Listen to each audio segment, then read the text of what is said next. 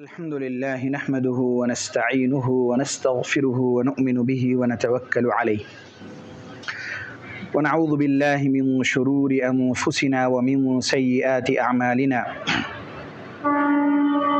من يهده الله فلا مضل له ومن يضلله فلا هادي له وأشهد أن لا إله إلا الله وحده لا شريك له وأشهد أن محمدا عبده ورسوله أما بعد فإن خير الحديث كتاب الله وخير الهدي هدي محمد صلى الله عليه وسلم وشر الأمور محدثاتها وكل محدثة بدعة وكل بدعة ضلالة وكل ضلالة في النار. قال الله تبارك وتعالى في القرآن الكريم: أعوذ بالله من الشيطان الرجيم يا أيها الذين آمنوا اتقوا الله حق تقاته ولا تموتن إلا وأنتم مسلمون. وقال تعالى في موضع آخر: بسم الله الرحمن الرحيم يا أيها الناس اتقوا ربكم الذي خلقكم من نفس واحدة وخلق منها زوجها وبث منهما رجالا كثيرا ونساء واتقوا الله الذي تساءلون به والأرحام إن الله كان عليكم رقيبا. وقال تعالى في موضع آخر: أعوذ بالله من الشيطان الرجيم يا أيها الذين آمنوا اتقوا الله وقولوا قولا سديدا يصلح لكم أعمالكم ويغفر لكم ذنوبكم ومن يطع الله ورسوله فقد فاز فوزا عظيما. تمام قسم کی تعریفات و توصیفات کبریائی و بڑائی حمد و ثنا صرف اور صرف اس اللہ رب العالمین ہی کے لیے لائق و زیبا اور سزاوار ہے جس نے سارے جہاں کو بنایا، جو سارے جہاں کا خالق و مالک ہے اور سارے جہاں کے نظام کو بخوبی چلانے والا ہے۔ بعدہ بے شمار درود و سلام نازل ہو نبی آخر الزمان محمد عربی صلی اللہ علیہ وسلم پر۔ حاضرین جمعہ، گزشتہ کئی ہفتوں سے تقریباً 3 یا 4 ہفتوں سے ایک ہی عنوان پر آپ کے سامنے باتیں آ رہی ہیں، اور وہ یہ ہے کہ فتنوں کے دور میں ہمارا کردار کیا ہونا چاہیے۔ آپ کے سامنے یہ باتیں آئیں کہ کون کون سی چیزیں ہمارے لیے فتنہ بن سکتی ہیں اور کون کون سی چیزیں ہمارے لیے آزمائش کا ذریعہ بن سکتی ہیں، اور پھر اس سے بچنے کا شرعی طریقہ کیا ہے اور شریعت کا احکام کیا ہے، وہ چیزیں اب چل رہی ہیں۔ آج آخری خطبہ ہے اس عنوان کے تحت کہ چند باتیں اور آپ کے سامنے رکھی جائیں اور یہ عنوان مکمل ہو جائے یا اختتام کو پہنچایا جائے۔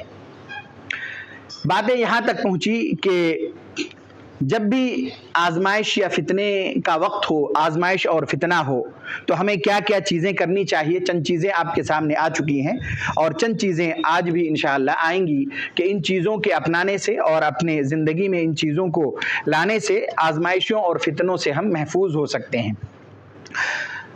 فتنوں کے ایام میں جب کوئی ایسی آزمائش سامنے آئے، کوئی فتنہ ہمارے سامنے عمومی طور پر آ جائے، جیسے آپ مثال کے طور پر اگر دیکھیں، اس کو سمجھنے کی کوشش کریں، آپ کرونا کا دور دیکھ لیجئے یا دیگر اور اس طرح کی چیزیں، آزمائشیں دیکھ لیجئے جس سے لوگ گھبرا گئے تھے کہ اب کیا ہوگا، کیا کرنا چاہیے، یا ملک کے حالات کی چیزوں کو دیکھ لیجئے۔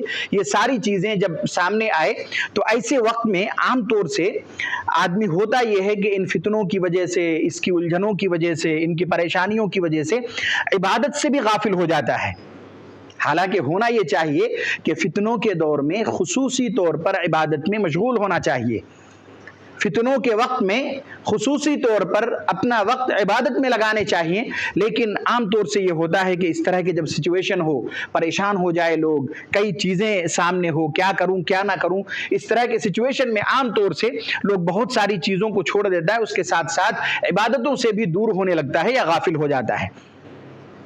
آپ اس کے ایک بہت بہترین مثال یہ بھی لے سکتے ہیں کہ کچھ ایسی چیزیں ہوئی، بعض دفعہ ہوتا ہے کہ کسی کا انتقال ہوا تو اس میں کافی ساری مشغولیات ہوتی ہیں، کافی ساری چیزیں ہوتی ہیں، ایک سچویشن بن جاتا ہے۔ ہر آدمی کسی نہ کسی کام میں، گھر والے مشغول ہوتے ہیں، اس میں کہیں نہ کہیں ذہن سے کبھی نماز نکل گیا، کبھی اس میں تاخیر ہو گئی، کچھ اور چیزیں، یہ فطری طور پر چیزیں ہوتی ہیں کہ ایک سچویشن سامنے ہو، اس کی وجہ سے آدمی کیا ہوتا ہے، چیزیں کبھی کبھی اس سے ہٹ جاتا ہے کہ یہ چیزیں ہمیں انجام دینی تھی۔ جب اس طرح کا آزمائش کا وقت ہو اور سامنے چیزیں ہوں، بہت پریشان آدمی ہو کیا کرے کیا نہ کرے، تو ایسی حالت میں آدمی کو خصوصی طور پر عبادت میں مشغول ہونی چاہیے۔ اللہ کے نبی صلی اللہ علیہ وسلم کا یہ فرمان ہے، مسلم کی روایت ہے، العبادت فی الحرج، یعنی فتنے کے وقت میں عبادت، یعنی ایسا وقت جب سب غافل ہوں، سب پریشان ہو کیا کروں کیا نہ کروں، ایسے وقت میں اگر کوئی عبادت کر رہا ہے تو اللہ کے نبی صلی اللہ علیہ وسلم نے اس کی فضیلت کو گنواتے ہوئے یہ ارشاد فرمایا، العبادت فی الحرج کہجرۃ الیہ، میری طرف ہجرت کرنے کے برابر ہے۔ کیونکہ یہ ایسا سچویشن ہے، عام طور سے آدمی بھول جاتا ہے، غافل ہو جاتا ہے، ان کو سمجھ نہیں آتا کہ کیا کرنا چاہیے، تو عبادت سے بھی دور ہونے لگتا ہے۔ اللہ کے نبی صلی اللہ علیہ وسلم نے اس بات کی طرف رہنمائی فرمائی کہ اگر فتنے کا دور ہو، آزمائش کا وقت ہو، کسی طرح کی مصیبت اور پریشانی کا مرحلہ ہو، تب بھی آدمی کو خصوصی طور پر عبادت کرنی چاہیے، عبادت میں مشغول ہونا چاہیے۔ اس سے آدمی اپنے آپ کو فتنوں سے بچا سکتا ہے، آزمائش سے ان کی حفاظت ہو سکتی ہے، کیونکہ ایسی حالت میں بھی انہوں نے اللہ تبارک و تعالیٰ کی عبادت سے اپنے آپ کو دور نہیں کیا، وہ اللہ کی عبادت سے غافل نہیں ہوا۔ اس لیے ضرورت اس بات کی ہے کہ ایسی حالت میں خصوصی طور پر عبادت میں مشغول ہونے چاہیے۔ اس کے بعد عمومی طور پر بھی، اور جب آزمائش آئے، اس طرح کے فتنے سامنے ہوں، تو تقوی اور پرہیزگاری اختیار کرنی چاہیے۔ اصل میں تقوی اور پرہیزگاری کہتے ہیں کہ آدمی اللہ کی خشیت کو اپنے دل پر جگہ دیتے ہوئے گناہوں سے اپنے آپ کو بچائے، کیونکہ ان کے دل میں یہ ڈر اور خوف ہے کہ اگر میں نے گناہ کیا اور مجھ سے گناہ سرزد ہوا تو اللہ تبارک و تعالی ہمیں عذاب میں مبتلا کر دے گا، پھر وہ اپنے آپ کو گناہوں سے بچائے، نیکی کی طرف اس وجہ سے جائے کیونکہ انہیں پتہ ہونا چاہیے کہ اللہ تبارک و تعالی نیک کام کرنے کی وجہ سے، خیر اور بھلائی کا کام کرنے کی وجہ سے اسے اللہ تبارک و تعالی جنت کے نعمتوں سے سرفراز فرمائے گا۔ تقوی اختیار کریں، اور جب آدمی تقوی اختیار کرے گا تو اللہ تبارک و تعالی ایسے لوگوں کو بھی فتنوں سے، آزمائشوں سے محفوظ کر لے گا۔ ایسے لوگ بھی جب تقوی آدمی اختیار کرے گا تو گویا کہ تقوی کے ذریعے سے وہ اپنے آپ کو فتنوں سے اور آزمائشوں سے بچا پائے گا۔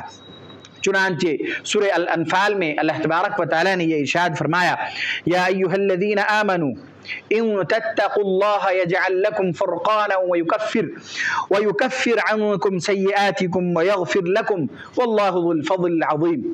اللہ تبارک و تعالی نے اس آیت میں کئی چیزیں بیان کی اور یہ ارشاد فرمایا کہ ایمان والو، اگر تم تقوی اور پرہیزگاری اختیار کرو، یعنی یہی جو آپ کے سامنے تقوی کی ایک چھوٹی سی تعریف بیان کی گئی کہ تقوی کہتے کسے ہیں، اللہ تبارک و تعالی نے ایمان والوں کو متنبہ کرتے ہوئے یہ ارشاد فرمایا، مخاطب کرتے ہوئے یہ ارشاد فرمایا، یا ایھا الذین آمنوا ان تتقوا اللہ، کہ اگر تم اللہ کا ڈر اور خوف اپنے دل میں پیدا کرو، تقوی اور پرہیزگاری کو اختیار کرو، یجعل لکم فرقانا، تو اللہ تبارک و تعالی تمہیں وہ طاقت، وہ سمجھ عطا کرے گا جس کے ذریعے سے حق اور باطل کے درمیان تم فرق کر سکو گے۔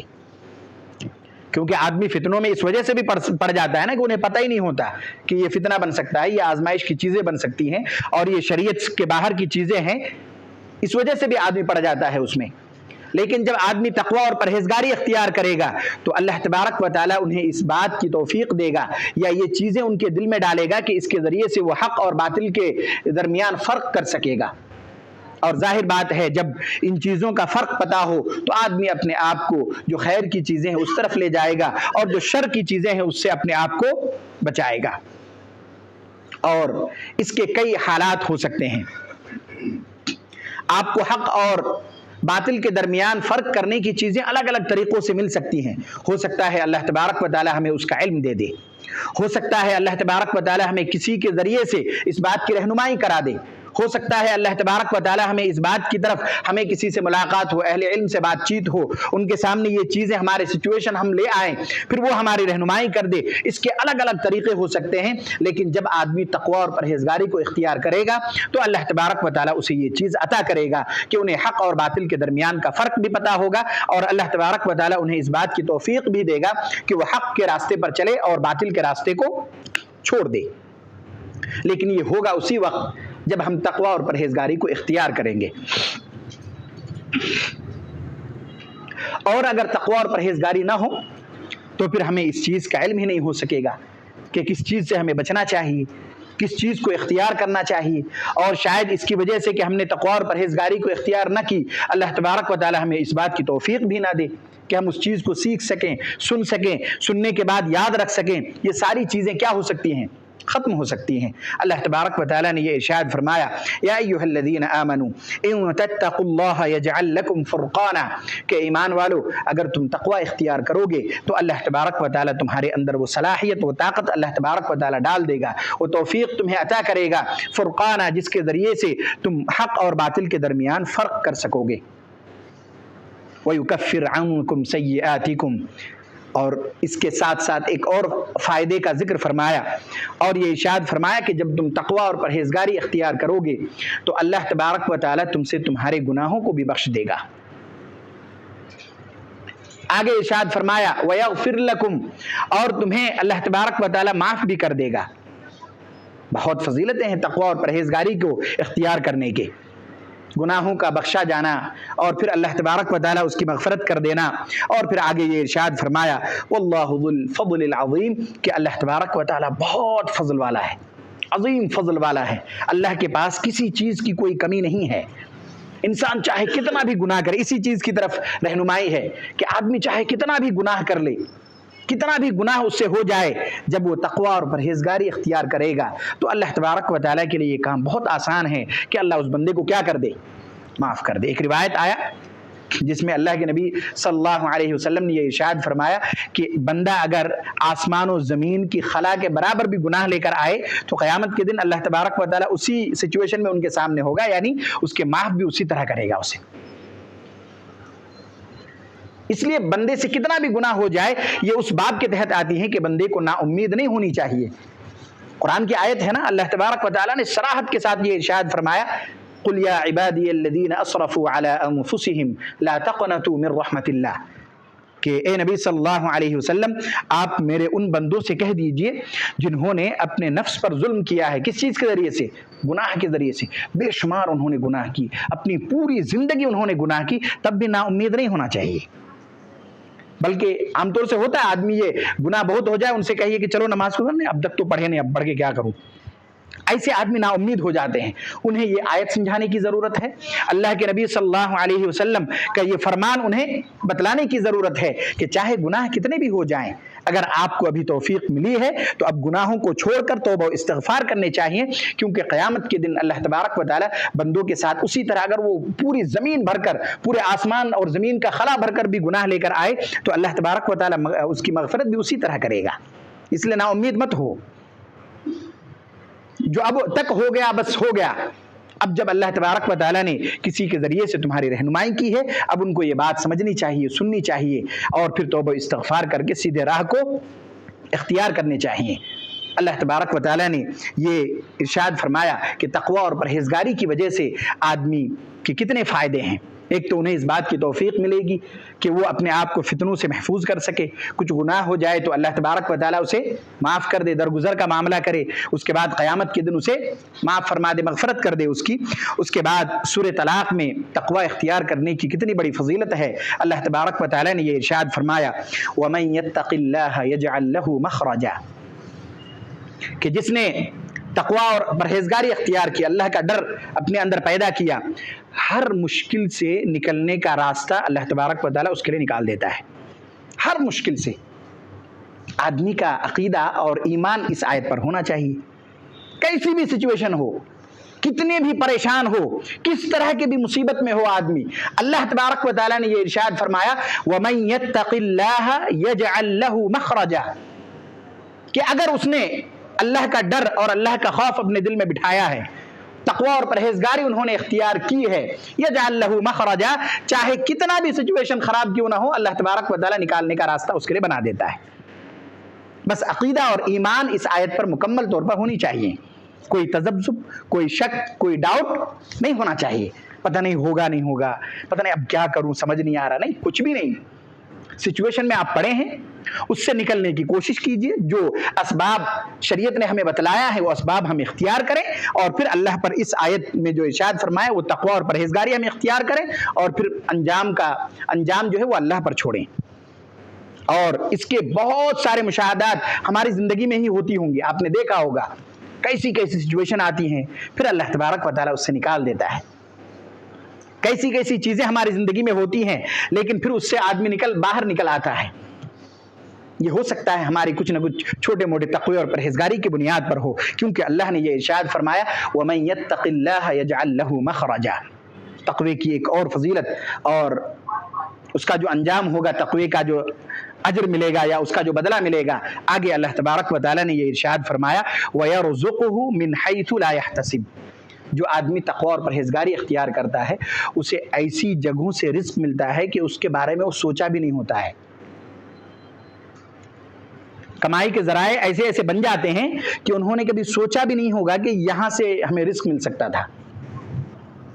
جب آدمی تقوی اختیار کرتا ہے، آپ سوچ کے دیکھیے کئی مرتبہ ایسا ہوتا ہے آدمی سوچتا نہیں ہے لیکن وہاں سے کچھ نہ کچھ منافع اسے آ جاتے ہیں. کئی ایسی چیزیں ان کے پاس ہوتی ہیں ان کو لگتا ہے یہ کسی کام کے نہیں ہیں، لیکن بعض دفعہ وہ بہت کام کا نکل جاتا ہے.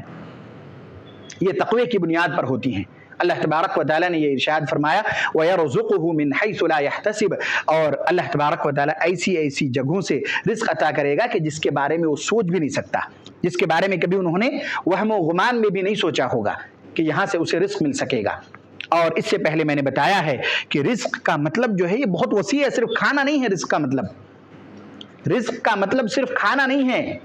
رزق اور برکت کا مطلب صرف کھانا یا مال میں اضافہ نہیں ہے. اس سے پہلے بھی میں نے بتائی ہیں. رزق کا مطلب یہ ہے کہ اس کے معنی بہت وسیع ہیں.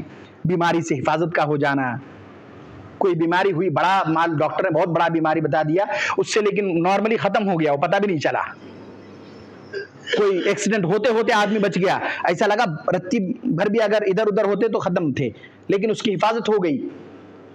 برکت کا معنی صرف یہ نہیں ہے کہ مال میں اضافہ ہو، برکت کا معنی یہ بھی ہے کہ مختصر مال ہے لیکن ضرورت پوری ہو رہی، یہ بھی برکت ہے. لیکن نہیں تو ہم اور آپ دیکھتے ہیں کسی کے پاس بے شمار مال ہے لیکن ان کی ضرورتیں ختم نہیں ہو رہی. بیماری بھی اتنی بڑی بڑی ہے ان کو کہ ان کے سارے جمع کیے ہوئے مال ختم ہو رہے لیکن بیماری ٹھیک نہیں ہو رہی.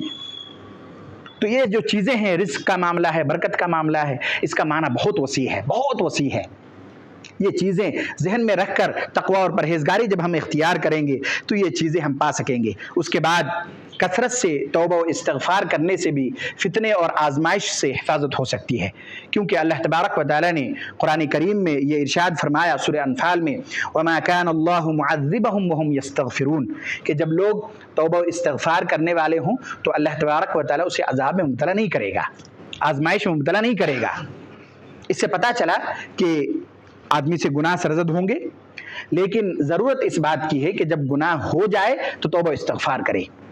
اور اگر اس میں ہٹ دھرمی کی، اصرار کیا کہ گناہ ہوا پھر کرے جا رہے ہیں، کوئی توبہ استغفار نہیں، گناہ ہوا پھر کرے جا رہے ہیں، پھر اللہ کی پکڑ بہت مضبوط ہے، اس سے کوئی نہیں بچ سکے گا. کیونکہ اب اس نے گناہ پر اصرار کیا، اب گویا کہ اس نے نعوذ باللہ اللہ سے پنگے لیا کہ گناہ کیا کچھ نہیں ہوتا پھر کرا. نہیں، اللہ کی جب پکڑ آئے گی تو بہت خطرناک پکڑ آئے گی، اس سے بچ نہیں سکے گا کوئی. لیکن جب بندے سے گناہ ہو جائے چاہے کتنا بھی بڑا کیوں نہ ہو، جب وہ توبہ استغفار کرتا ہے تو اللہ تبارک و تعالیٰ نے یہ ارشاد فرمایا وَمَا كَانَ اللَّهُ مُعَذِّبَهُمْ کہ اللہ تبارک و تعالیٰ انہیں عذاب میں مبتلا نہیں کرے گا یا آزمائش میں نہیں ڈالے گا وَهُمْ يَسْتَغْفِرُونَ اس حال میں کہ وہ توبہ استغفار کرنے والے ہوں. اس سے پتہ چلا کہ جب بھی گناہ سرزد ہو آدمی کو کیا کرنا چاہیے، فوراً توبہ استغفار کرنے چاہیے. لیکن اگر ایسا نہ ہوا تو پھر اللہ تبارک و تعالیٰ کی پکڑ بھی بہت سخت ہے. ایک دوسری جگہ سورہ انعام ہی میں اللہ تبارک و تعالیٰ نے یہ ارشاد فرمایا فَلَوْلَا إِذْ جَاءَهُمْ بَأْسُنَا تَضَرَّعُوا. ایسا کیوں نہیں ہوا، بہت پیارا انداز ہے یہ. ایسا کیوں نہیں ہوا، اللہ تبارک و تعالیٰ نے یہ ارشاد فرمایا فَلَوْلَا إِذْ جَاءَهُمْ بَأْسُنَا تَضَرَّعُوا کہ ایسا کیوں نہیں ہوا کہ جب ان کے پاس ہماری جانب سے کوئی مصیبت، کوئی آزمائش آ گئی تو انہوں نے میری طرف رجوع کیوں نہیں کیا، کیوں نہیں رویا یا کیوں نہیں گڑ گڑایا. یعنی جب آ گئی مصیبت، کوئی پریشانی آ گئی تو کیا کرنا چاہیے تھا، اللہ کے سامنے اپنے آپ کو رکھنا تھا کہ ندامت اور شرمندگی ہونی تھی. کتنا پیارا انداز اللہ تبارک و تعالیٰ نے اختیار کیا قرآن میں فَلَوْلَا إِذْ جَاءَهُمْ بَأْسُنَا تَضَرَّعُوا. ایسا کیوں نہیں کیا انہوں نے کہ جب ان تک کوئی میری آزمائش پہنچی، کوئی مصیبت میں ہم نے ان کو مبتلا کر دیا، تضرعوا تو وہ کیا کرتا، روتا گڑ گڑاتا مانگتا, اس سے چھٹکارے کی دعا کرتا, تو ہم اسے کیا کر دیتے؟ ختم کر دیتے اس سے مصیبت کو, اور اللہ تعالیٰ کر دیتا ہے جو کرتا ہے ایسا. آگے ارشاد فرمایا وَلَكِنْ قَسَتْ قُلُوبُهُمْ, لیکن نہیں, ایسا نہیں کیا انہوں نے, جس نے نہیں کیا اس کے بارے میں کہا وَلَكِنْ قَسَتْ قُلُوبُهُمْ, لیکن ان کے دل اور سخت ہو گئے. ہونا یہ چاہیے تھا کہ وہ اللہ کے سامنے آ کے روتا گڑ گڑاتا, تو پھر اللہ تبارک و تعالیٰ ان سے ان مصیبتوں کو کیا کر دیتا؟ دور کر دیتا. وَلَكِنْ قَسَتْ قُلُوبُهُمْ, لیکن نہیں, ان کے دل اور سخت ہو گئے. مصیبت میں پڑا ہے پھر بھی گناہ کر رہا ہے, پریشانی میں پڑا ہے پھر بھی گناہ کر رہا ہے. اللہ تبارک و تعالیٰ نے یہ ارشاد فرمایا وَزَيَّنَ لَهُمُ الشَّيْطَانُ مَا كَانُوا يَعْمَلُونَ, اصل میں ہوا یہ کہ اب شیطان نے اس کے خراب کام کو بھی اچھا بنا کر پیش کر دیا. کیوں؟ کیونکہ انہوں نے اللہ سے توبہ و استغفار کرنے کی کوشش نہیں کی. انہوں نے یہ چاہا نہیں کہ وہ کیا کرے, اس مصیبت سے اپنے آپ کو اللہ کے سامنے روئے گڑ گڑائے اور اللہ سے دعائیں مانگے, اس مصیبت سے چھٹکارے کی دعا کرے. انہوں نے نہیں کی, اس کی کوشش نہیں کی, تو پھر شیطان نے اس کے اسی برے عمل کو اس کے سامنے اچھا بنا کر پیش کر دیا. اب پھر وہ برائی میں ہی لگا رہے گا. اللہ تبارک و تعالیٰ نے اپنے بندوں سے بہت اچھے انداز میں یہ کہا کہ جب مصیبت پہنچی ہے تو رو گڑ گڑاؤ, اس سے چھٹکارے کی دعا مانگو. ایسا کیوں نہیں کیا تم نے؟ کرنا چاہیے تھا. اگر تم کرتے تو اس سے چھٹکارا مل جاتی, اور اگر نہیں کرو گے تو پھر شیطان تمہارا ساتھی بنے گا, تمہارے اسے برے عمل کو اور مزین کرے گا, خوبصورت بنا کر تمہارے سامنے پیش کر دے گا, پھر تم اسی میں لگے رہو گے. یہی تو وجہ ہے کہ بدعات اور خرافات ہر سال بڑھ رہے ہیں. کیوں؟ ہر سال بدعات کی ایک خاصیت اور پہچان یہ بھی ہے کہ وہ ہر سال بڑھے گا. دین میں کوئی بڑھوتری ہو سکتی ہے؟ نہیں ہو سکتی, لیکن بدعات کی پہچان ہی اصل یہ ہے کہ وہ ہر سال کچھ نہ کچھ اس میں اضافہ ہوگا. آپ غور و فکر کریں, کبھی دیکھیں کہ حب نبوی کے نام پہ کس کس طرح کا عمل ہو رہا ہے. حالانکہ وہ تو یہ سمجھ کر رہے ہیں کہ ہم اللہ کے نبی صلی اللہ علیہ وسلم سے محبت کرتے ہیں, لیکن ہر سال دیکھیے اس بدعات میں, اس خرافات میں اضافہ ہو رہا ہے. چند سالوں پہلے شاید ریلیاں نہیں ہوا کرتی تھی, لوگ ادھر ادھر دوڑ رہے ہیں, بھاگ رہے ہیں, پتہ نہیں آزو بازو کوئی چل پھر کر جائے تو ان کو ٹکرا دے, کئی مسائل ہو رہے ہیں. شاید چند سالوں پہلے ایسا نہیں ہوتا تھا, بدعات ہوتے تھے لیکن اس طرح کے نہیں ہوا کرتے تھے. سال در سال وہ بڑھ رہا ہے, اس میں اضافہ ہو رہا ہے. یہی اس کی ایک اصل پہچان ہے کہ بدعت ہے. یہ دین میں کوئی اضافہ نہیں ہوتا, اس میں بڑھوتری نہیں ہوتی. جتنا دین تھا, جتنا نازل ہوا اتنا ہی ہے, بس اس میں بڑھوتری نہیں ہوگی. شیطان نے اس کے برے عمل کو مزین کر دیا. اب ان کو مزہ آ رہا برا کرنے میں. کیوں؟ ان کو لگ رہا ہے کہ یہ اچھا ہے. شیطان نے اسی طرح ان کے ذہن میں یہ چیزیں ڈال دی ہیں. تو جب آدمی اللہ کے سامنے توبہ و استغفار کرے گا, روئے گا اور گڑ گڑائے گا, تو اللہ تبارک و تعالیٰ اس سے ان مصیبتوں کو کیا کر دے گا؟ دور کر دے گا. اس کے بعد آئیے اپنے خالی وقت کو, اپنے فارغ وقت کو نفع بخش چیزوں میں لگائیے. اس سے بھی آدمی اپنے آپ کو فتنوں اور آزمائشوں سے بچا سکے گا. عام طور سے جو آدمی گناہ میں مبتلا ہوتا ہے وہ خالی وقت میں ہوتا ہے, اور اللہ کے نبی صلی اللہ علیہ وسلم کی ایک بہت پیاری روایت ہے, اور یہ ارشاد فرمایا کہ دو چیزیں ہیں جس میں انسان بہت زیادہ دھوکہ کھاتا ہے.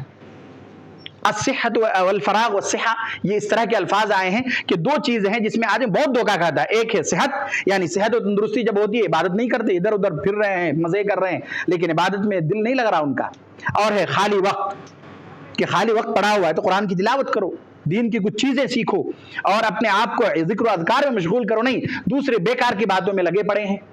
رات گزریا جا رہا ہے, چبوتروں میں بیٹھ کر بات چیت میں, ہنسی مذاق میں, ٹھٹا میں گزار رہے ہیں, کیونکہ وقت بہت خالی پڑا ہے. اگلے دن ان کو سونا ہی ہے, کچھ کام نہیں ہے. فارغ وقت کو صحیح اور نفع بخش چیزوں میں لگایا جائے.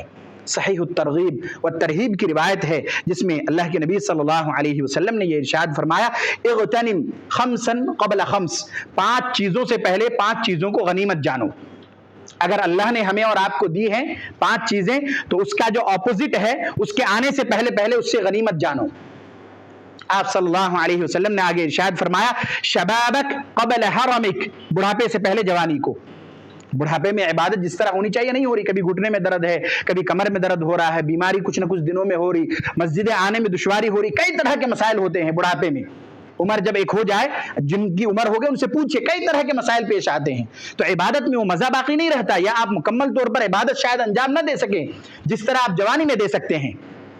اللہ کے نبی صلی اللہ علیہ وسلم نے یہ ارشاد فرمایا کہ 5 چیزوں کے آنے سے پہلے غنیمت جانو. پہلی چیز شبابک قبل حرمک, اپنے بڑھاپے کے آنے سے پہلے جوانی کو کیا سمجھو؟ غنیمت سمجھو. ابھی اللہ نے طاقت و قوت دی ہے، ساری چیزیں ہیں، کام کاج کرو، محنت و مشقت کرو، ذکر و اذکار میں وقت لگاؤ، عبادتیں کرو، کیونکہ یہ غنیمت ہے. کیونکہ جب یہ عمر ڈھل جائے گی، عمر دراز ہو جائیں گے، چلنا پھرنا مشکل ہوگا، نہ کام کسی کام کے رہیں گے، وہ پھر دوسرے لوگ تانے مار رہے ہوں گے، اپنے بچے ہی مار رہے ہوں گے. اس لیے اسے غنیمت جانو.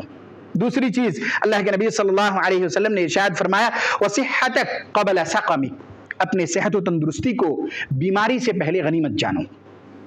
اس کا مطلب یہ ہے کہ جو اللہ نے صحت و تندرستی دی اس کی حفاظت کرو.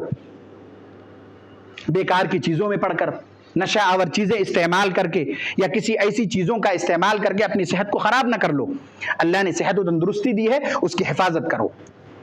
وصحتک قبل سقمک. اس کے بعد تیسری چیز وغناک قبل فقرک. تیسری چیز یہ ہے کہ اپنے مالداری کو فقیری سے پہلے غنیمت جانو. اگر اللہ نے مالدار بنایا تو اسے بھی غنیمت جانو، اسے بے جا نہ لٹاؤ، ایک دم بیکار کی چیزوں میں خرچ رہے ہیں. اللہ نے مالدار بنایا، اپنے آپ پر خرچ کرو، اپنے اہل و عیال پر خرچ کرو، اللہ کی راہ میں خرچ کرو. یہ غنیمت جاننا ہے. نہیں اللہ نے مال دیا تو بیکار کی چیزوں میں لگا رہے ہیں جس کا کوئی نہ دنیاوی فائدہ ہے نہ اخروی فائدہ ہے. اللہ کے نبی صلی اللہ علیہ وسلم نے یہ ارشاد فرمایا وغناک قبل فقرک، اپنے مالداری کو فقر سے پہلے غنیمت جانو. چوتھی چیز وفراغک قبل شغلک، اپنے فارغ وقت کو مشغولیت سے پہلے غنیمت جانو. اگر ابھی تھوڑا خالی وقت ملا ہے تو اسے غنیمت جاننا چاہیے، اس پر اللہ کا شکر بجا لانا چاہیے، اس میں ذکر و اذکار کرنے چاہیے. کیونکہ کب مشغولیت آ جائے، کب آدمی کام میں اتنا مشغول ہو جائے کہ شاید اتنی عبادت کا وقت نہ ملے جتنا ابھی فارغ وقت میں ملا ہے. ہوتا ہے آدمی کام میں مشغول ہو، دن بھر کام میں لگے ہیں، بس نماز وقت میں پڑھ لی، اس کے بعد وقت نہیں مل پاتا کہ قرآن کی تلاوت کرے، کچھ ذکر و اذکار میں مشغول ہو، نہیں مل پاتا ہے. تو جب فارغ وقت اللہ نے دیا ہو تو کیا کرے؟ اسے غنیمت جانا جائے، اس میں ذکر و اذکار کیے جائیں. آگے ارشاد فرمایا پانچویں چیز وحیاتک قبل موتک. یہ دارالعمل ہے نا، یہ جو زندگی ملی ہے اسے غنیمت جانو، کیونکہ موت کے بعد اب عمل کرنے کا موقع نہیں ملے گا. جو عمل ہم نے کر لی بس ختم، اسی کے مطابق انجام بھی ہوگا. اس لیے جو زندگی ملی ہے اب اسے استعمال کرنا چاہیے. کس طرح ہم اپنی زندگی گزاریں، کس طرح ہم ذکر و اذکار میں اپنے آپ کو لگائیں تاکہ کیا ہو سکے، اپنا آخرت کو ہم سنوار سکیں. اس کے بعد آئیے کچھ ایسی چیزیں ہیں کہ جب آزمائش ہو یہ بہت کام آنے والی چیز ہے، وہ ہے صبر کرنا. آدمی جب عام طور سے آزمائش میں پڑتا ہے اگر صبر کر لے تو پھر اس چیز سے اس کے لیے نکلنا بہت آسان ہو جاتا ہے. اور یہی وجہ ہے کہ مسند احمد کی روایت ہے، اللہ کے نبی صلی اللہ علیہ وسلم نے یہ ارشاد فرمایا وَعَلَمْ أَنَّ النَّصْرَ مَعَ الصَّبْرِ، کہ اللہ کی طرف سے جو مدد آتی ہے وہ صبر کی بنیاد پر آتی ہے. صبر کرو گے تو مدد آئے گی، نہیں کرو گے نہیں آئے گی. کوئی بھی مصیبت آئی، کوئی پریشانی ہو تو آدمی کو کیا کرنا چاہیے؟ اسباب اختیار کرنے کے ساتھ ساتھ صبر کرنا چاہیے. کیونکہ جو آدمی صبر کرے گا اللہ کی طرف سے اس کے لیے مدد بھی آئے گی. آگے ارشاد فرمائے وَأَنَّ الْفَرْجَ مَعَ الْكَرْبِ وَأَنَّ مَعَ الْعُسْرِ يُسْرًا، کہ اگر اصل میں مسئلہ یہ ہے کہ ہر پریشانی کے بعد جو خوشحالی ہے وہ یقینی ہے. اسی لیے قرآن میں بھی اللہ تبارک و تعالیٰ نے یہ ارشاد فرمایا ان مع العسر یسرا، ہر تنگدستی کے بعد خوشحالی ہے. اس لیے تنگدستی ہمیشہ رہنے والی چیز نہیں ہے، آئی ہیں آزمائش کے طور پر آئی ہیں، اس پر صبر و تحمل سے کام لو، اللہ تبارک و تعالیٰ اس کے بعد کیا کر دے گا؟ آسانی پیدا فرما دے گا. لیکن جب صبر کریں گے تب، نہیں تو پھر اسی آزمائش میں کہیں اللہ تبارک و تعالیٰ نہ ڈال دے. اس لیے ضرورت اس بات کی ہے کہ جب آزمائش ہو تو آدمی کیا کرے؟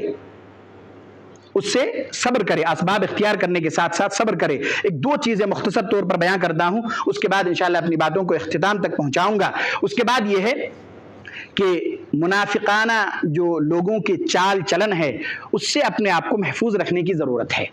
اللہ کے نبی صلی اللہ علیہ وسلم کے زمانے میں اعتقادی منافق ہوا کرتے تھے، یعنی انہوں نے اپنے دین کو زبانی طور پر ظاہر کیا لیکن اندرونی طور پر وہ مسلمان تھے نہیں، تو انہوں نے بہت نقصان پہنچانے کی کوشش کی. آج کے دور میں شاید آپ کو اعتقادی منافق نہ ملے لیکن عملی تو ملیں گے، یا بہت سارے ایسے لوگ ملیں گے جو آپ کو لگے گا کہ شاید یہ صحیح بات بتلانے والا ہے دین کا، لیکن ہو سکتا ہے آپ کے دین کو خراب کر دے، آپ کے دین کو برے چیزوں پر ملا کر خلط ملط کر دے. ایسے لوگوں سے بچنے کی ضرورت ہے، کیونکہ اللہ تبارک و تعالیٰ نے یہ ارشاد فرمایا منافقوں کے بارے میں کہ جب وہ جہاد میں نکلتے یا اس سے منع کر دیا گیا، روک دیے گئے، اللہ تبارک و تعالیٰ نے یہ ارشاد فرمایا کہ رک گئے ٹھیک ہے، لو خرجوا فیکم ما زادوکم الا خبالا، کہ اگر وہ نکلتے تو آپ کے ساتھ کوئی بھلائی نہیں کرتے، وہ برائی کوئی زیادہ کرتے.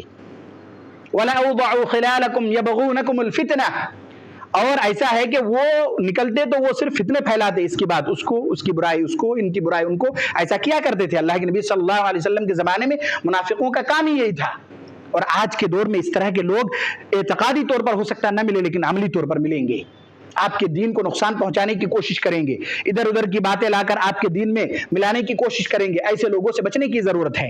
آگے اللہ تبارک و تعالیٰ نے یہ ارشاد فرمایا وَفِيكُمْ سَمَّاعُونَ لَهُمْ، اس میں جاسوس لوگ بھی ہوا کرتے ہیں، اس سے بھی بچنے کی ضرورت ہے۔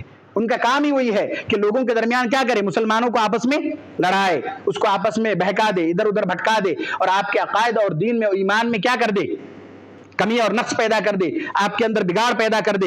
واللہ علیم بالظالمین، اور اللہ تبارک و تعالی ظالموں کو خوب جاننے والا ہے، اللہ سارے لوگوں کے دل کو، حال کو جانتا ہے۔ اس کے بعد ایک اور چیز جو آپ کے سامنے رکھی جاتی ہے وہ یہ کہ ہر چیز میں جلد بازی کرنے سے بچیں۔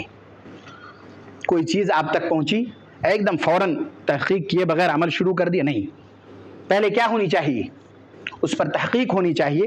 اور یہ باتیں میں اس لیے بتلا رہا ہوں کہ آج کل کا زمانہ جو ہے وہ سوشل میڈیا کا ہے، واٹس ایپ کے ذریعے سے آ گیا، کسی اور چیز کے ذریعے سے آپ کے پاس ویڈیوز آ گئے، چھوٹا سا ہے، سننے میں بہت اچھا لگ رہا ہے، عمل شروع کر دیے۔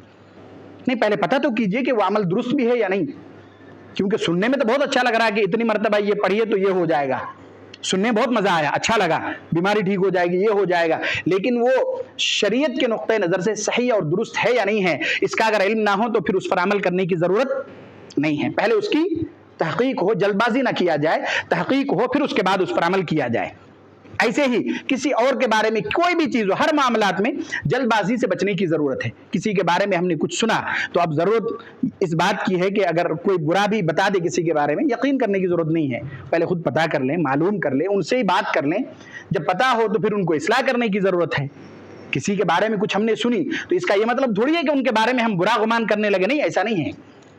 اللہ تبارک و تعالیٰ نے اس چیز کی طرف رہنمائی کرتے ہوئے یہ ارشاد فرمایا سورہ یا ایھا الذین آمنوا ان جاءکم فاسق بنبأ فتبینوا ان تصیبوا قوما بجہالۃ فتصبحوا علی ما فعلتم نادمین۔ اللہ تبارک و تعالیٰ نے یہ ارشاد فرمایا کہ ایمان والو، جب تمہارے پاس کوئی فاسق آدمی، گنہگار آدمی کوئی خبر لے کر پہنچے، جس کے بارے میں تمہیں پتا ہو کہ یہ باتیں پہنچاتا ہے ادھر کا ادھر، ادھر کا ادھر، یہی کام ہے اس کا، اور کچھ کام نہیں ہے، ان کو کوئی اپنی چیزوں سے مطلب نہیں ہے، اس کی باتیں ادھر ادھر، جب ایسے لوگ کوئی خبر لے کر پہنچے فتبینوا، تو کیا کرو، پہلے اس کی تحقیق کرو، پہلے اس کے بارے میں خبر لو، معلومات حاصل کرو۔